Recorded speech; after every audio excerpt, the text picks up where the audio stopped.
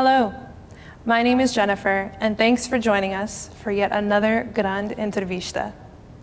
My guest today plays Anthony McDonald in the 2017 film titled Boost, where we see McDonald, along with best friend Hakeem Noor, spotting cars for some extra money. Doing so leads to some dire consequences and tough decisions.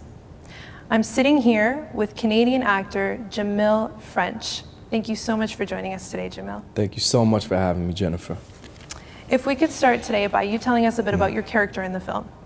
Yeah, so a little bit about my character in the film Boost.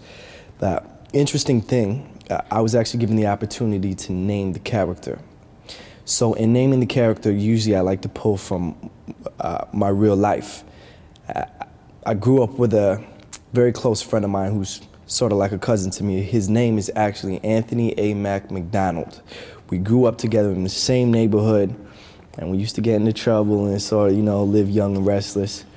And it just seemed like after reading the script, he seemed like the perfect person to kind of match the bravado and the reality of this character. And so, A-Mac, he's young, he's diehard, he's loyal, and he's definitely, he's the extrovert, he's the fire in the mix.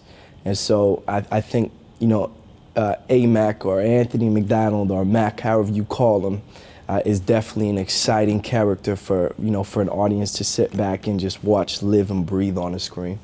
You mentioned the fact that you're pulling this from a real life example. This is an actual person that you're drawing these traits from. And so what went into preparing for this role? Were you sitting down with the real Anthony McDonald often in preparation for this?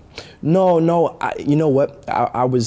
We shot the film in Montreal, and we were going through pre-production and sort of getting to know our characters more with the director and so forth. And it just kind of hit me while I was reading the script. Like I said, that, I was going to dedicate this character to Anthony McDonald, and having so much life experience, with the actual A-Mac. I mean, it was nothing but fun to just resonate and channel him and bring him to life. You've described this character as an extrovert, someone with quite a bit of energy. Are these the types of roles that you enjoy playing? Yeah, absolutely. I definitely enjoy playing, a range of roles. I don't like to play any, typecast roles or any one lane. But playing the bad guy or the, somewhat the troublemaker is always fun, and having, being able to, explore the energy and the dimensions of a character who is so extrovert and who does have so much energy. And in the same breath, it's also extremely challenging. I mean, to wake up at 4 in the morning to get on set, to have to bring that energy to the table is a huge challenge, but it's definitely worth the challenge. And these characters are realistic. I mean, at its core, Anthony is a human, so you enjoy taking part in these realistic roles. Absolutely, 100%. Not that I have had the experience in the past playing roles that are more supernatural. I've been pretty spoiled when it comes to playing real life people, but I also think that that's where I thrive the most, just because it's something I can relate to the most, and I think that's also what resonates with an audience the most, is the real life human aspect, whether it be young, whether it be black, or whether it be street, or whether it be more up class. Where's the human story in this character's life? That's my natural resource to my craft. How would you describe working on the film overall? I would describe working on this film, if I were to use a word, I would say alchemy. And the reason why I use the word alchemy is because there was no one right way to get it. There was no one right way to get it right. It was a lot of process of elimination.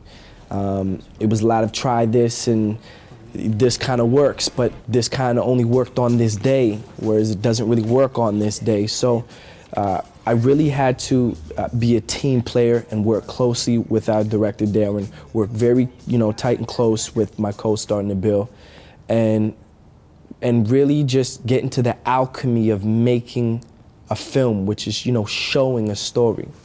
Of course. What would you say are some of the film's major themes?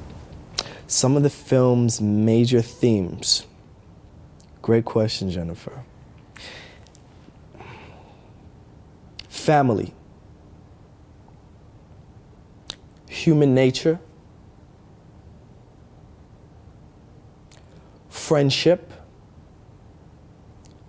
And growth. I would say are the 4 elements that drive this film. Can you speak in regards to growth, how that applies to your character? These characters have found themselves at a time in their life where they're breaking off from what's gotten to them to where they are and to where they're going. So this is a very pivotal moment, a conjunction sort of deal, and we see this throughout the film.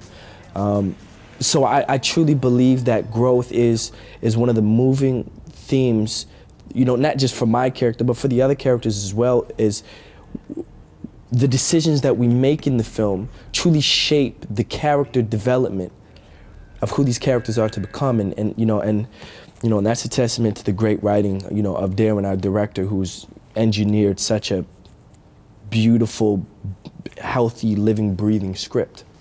In regards to what you hope that audiences take away from the film, is it this idea that your decisions today are going to affect who you are tomorrow? Or is there something bigger? Yes, there's definitely something to be said for that. The universe is a cause and effect, entity. To everything that we do, there's an effect. And I think something that the audience will definitely, resonate with that universal law and concept is that the decisions that you make do shape you in that moment. Now, whether it shapes you tomorrow, I think is irrelevant. I think what is most dominant is the choices that you make in the moment shape who you are in that moment. And then redemption and all those things, that's a conversation for another day, but absolutely. In regards to this performance, one of the reasons we're talking about it here today is the fact that you are nominated for Best Actor in a Supporting Role for this year's Canadian Screen Awards. Yes. And so I just want to take a second as well to acknowledge some of the other nominations that the movie has been given, including for Best Original Song, as well as Best Actor and Best Supporting Actress, with the performances of, as you mentioned, Nabil Rajo, as well as Olunike Adeliyi. What is it like to be part of a project that has been so well received? It is flattering beyond belief. The post-production has been a slow turnover, and so I was getting anxious of whether or not people were really going to get to receive the body of work that we put together. After I seen the film in the premiere in Montreal, I was blown away. I was really taken back, and I was really impressed with the work. And so I just want people to be able to see the film and just have their own natural response to it. It's really not important to me whether someone praises me or praises anyone in the film, but if they can have a natural response to what's happening on camera, I think that's the most important thing. My co-stars, just every day pushing you to be a better, the best performer that you can be and really be present, was an amazing experience. Working with the director, who's a genius at making things happen on the go.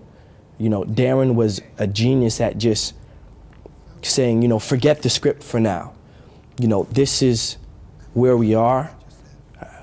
What needs to happen? What do we need to do? What do you want to do? And be able to get into the actor's mind was one of the most exciting experiences I've ever had as an actor. To have such a hands-on director. Because not every director is like that. Some there's all kinds of different directors, but to have such an intimate director was thrilling.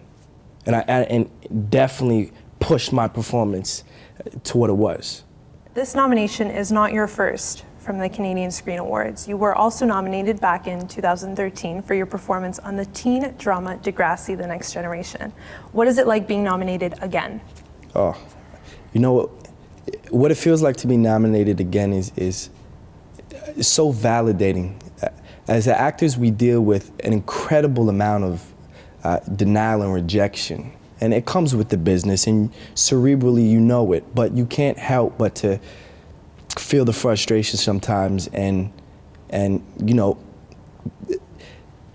allow that frustration to somewhat, you know, decrease your morale, and to just have the recognition of, you know, the prestige of, you know, the CSA. It is a validation that you know, couldn't come from anyone else. When did you first get into acting? I first got into acting when I was in grade 6. I was 11 years old. Yeah, 11 years old. I was in a play called The Name of the Tree, and I played the lead. And I played the little turtle was my role. And I had this one line that I kept forgetting, and it was like, Malungu, Malungu, Malungu. The name of the tree is Malungu, and I had to like keep I kept messing up the name of the Malungu. I was like, Malagno, Malunu. I was like, that's where it all started. That's where it all began. This is where the love began. My mother came, and man, she made the most noise in the audience. And there you have it. Years later, the rest is history. And so what exactly encouraged you to pursue a career in acting? Oh, this is an even better story.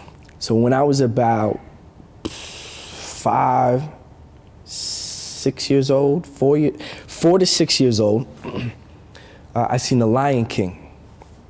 And, you know, the music, the story, I loved animals when I was younger, so the aspect of lions and animals, it just did wonders to my imagination. And the story was so moving. There was this feeling that was happening inside of me that, at that age, I didn't know what it was. Well, I would grow up and discover that the feeling was called inspiration. And I was just set in stone. I was like, I have to be able to make people feel whatever the Lion King made me feel inside. So, all started with the Lion King. What is it that makes you want to share that with people? I don't know that I've asked myself that. I think I've kind of always intuitively just been in corporeal relation with inspiration and pursuing the journey and inspiring others. Call it my life's purpose. It feels right. It feels when I'm inspiring others, I can tell you what I feel. I feel free. I feel peaceful. I feel fulfilled. I feel alive. I feel present. I feel loved in return. All the feelings that come when I know or feel that I'm inspiring others is when it all feels, positive and right. So in addition to being an actor, you're also spending some time behind the camera with your own production company called House 5 Nation. That's correct. Can you tell us about how this company first came about? So House 5 Nation, I started in the winter of 2015 with my partner, Stefan. And he does videography. We were in a crew called the Moonrunners. And he does videography, and I doing the acting and the writing, and we were kind of just like and then amongst our crew, everyone did DJing or did music. There was just so many different components to art and storytelling. We were just kind of like this in our camp. We have all the resources, so why don't we just kind of put an umbrella over it all and brand it?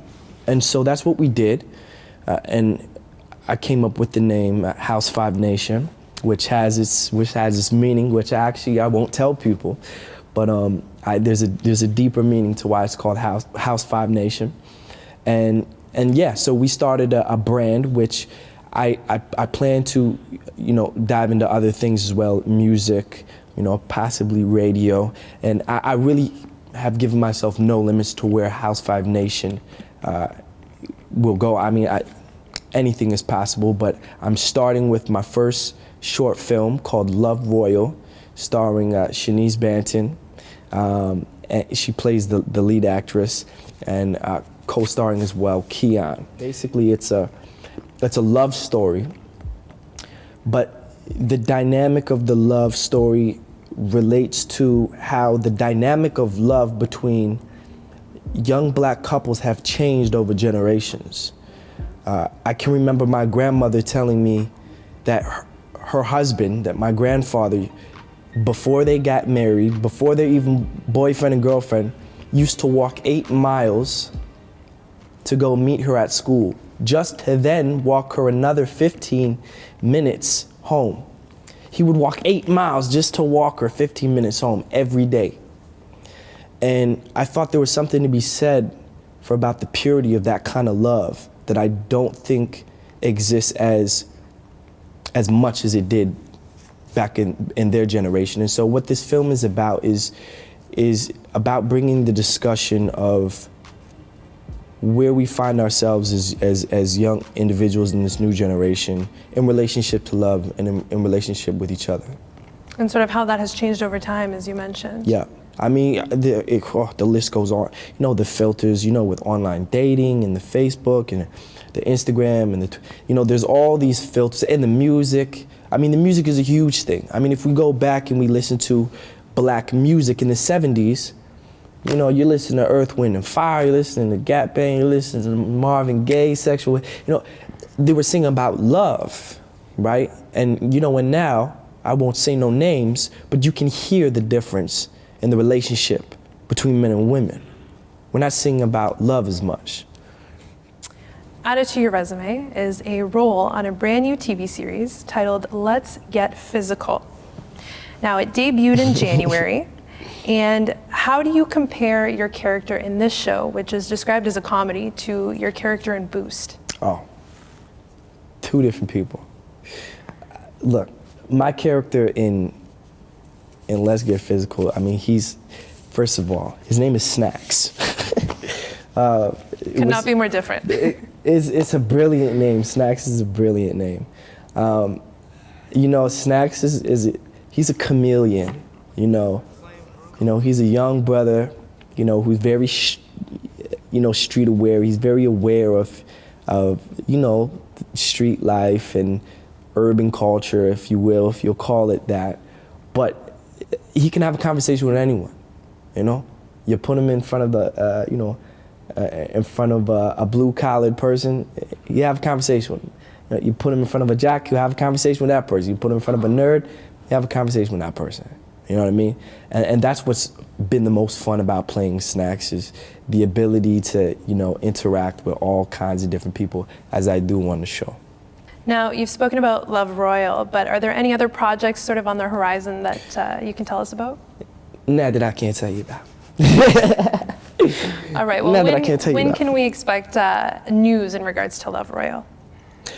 We are working, we are currently in pre-production on Love Royal, and so throughout the year I'll be releasing all the information, all the latest updates about the film on my Instagram, which is at Jahmil French, and also you can catch Love Royal on Instagram, Love Royal the film, and on Twitter as well, and on Facebook. And so that would be the best and ideal way to keep up with all the updates for the film. Awesome. Do we have a release date just yet? No telling just yet. Everything is a surprise. Everything, yeah. We like to keep the audience on their toes, right? Now, Jahmil, as you know, Correio de Manhã, Canada is a Portuguese TV news station, and coincidentally enough, you recently took a trip to Portugal. We all know it's a beautiful country, but why Portugal? I've heard so many amazing things about Portugal. Earlier this year, so every year I make it my obligation to go somewhere that I haven't been in the world. Right? Because I believe, if you don't put yourself in uncomfortable situations, then you don't grow. So this year, I was like, I'm gonna go to Europe. So I started off in Spain, and I stayed in Spain for a bit, and I just kept hearing amazing things about Portugal. Oh, you gotta go to Portugal. Did you go to Portugal? You gotta go to Portugal. So I said, look, I gotta go to Portugal. You know what I mean? So I go to Portugal, and I go to Lisboa. Well, first of all, I didn't know that they call it Lisboa and it's not actually Lisbon. I felt like a goof. I'm like, then why do we even call it Lisbon? Like, we should just call it what it is, which is Lisboa, which I like that name better anyways. But yeah, I had to go. I heard so much about it, and it definitely lived up to everything that I heard. What are some of your most memorable moments from the trip? Ooh, some of my most memorable moments. Well, I just so happened to bump in some friends from California. It was like a crazy one of those, it's a small world kind of thing. So, the whole trip I was with my friends from Cali, and one of them actually lives in Lisboa. She went and fell in love with it, and she decided to live there. So it worked out great. She showed us everything, took us everywhere. Another thing was, a good friend of mine kept telling me about the food, and I was like, yeah, everybody says go try the food in my country. It's the bomb. The food? Oh my goodness. I have to be real. The food, some of the best food I've ever had in my life. Like I'm genuinely like still in shock. Like the chicken, the round potatoes. Well, here's the surprise. I'm a vegan. So I'm like, even if the food is good, I'm not gonna really be able to enjoy it because I'm a vegan. But Lisboa I think, is actually the most vegan-friendly city that I've ever been in. I mean, like next to Los Angeles. I was blown away by how many places not only had vegan options, but were like educated and like knew about the lifestyle of, veganism or whatever. And the food was, I did not have any bad food in Lisboa. I did not have one meal that was not good. Wow, that's amazing. Yes. I'm really glad to hear that Yes. the country did you a solid. Yes, and cheap too. Like it was very affordable. It was, there was love in the food. It wasn't like, we want to sell food and, this is our business. It felt like every place that I went to was someone's house and their grandmother was cooking in the back, and it came out, and, you know what I mean? I felt like homemade food, which was so refreshing. And I think a lot of other places in the world should take a lesson from. Were there any monuments that you visited, any memorable places? None that I could pronounce because my Portuguese isn't all that. But I went down to where the water is, and I think, they have that, that sign I think is supposed everyone sits on. It's not ancient or anything, it's not old, but, and it says, I think, welcome to Lisboa. I sat down on it, took a picture with that. Right. Also, it's in the same place it's like right in the middle of the city by the water. The architecture is gorgeous. I went to the castle. I can't remember what the castle's called, but I went by the castle. Where else? I walked everywhere, and it's lots of hills in Lisboa. My knees were killing me. I needed some hiking sticks because I wasn't prepared for the hills. But it surprised me how old everything was, but beautifully maintained and functioning. Do you have any plans to go back anytime Oh, soon? for sure. For the food, for sure. If anything, for the food, I'd have to go. I couldn't say no to that food. Have to have more of that food in my life. Definitely. As well as the people, very opening, very, very, very, very open and warm. The 6th Annual Canadian Screen Awards airs on Sunday, March 11th at 8 p.m. on CBC. My name is Jennifer Ferreira. Thank you so much for watching yet another Grande Entrevista. And thank you, Jahmil, for joining us. It was a pleasure. Obrigado.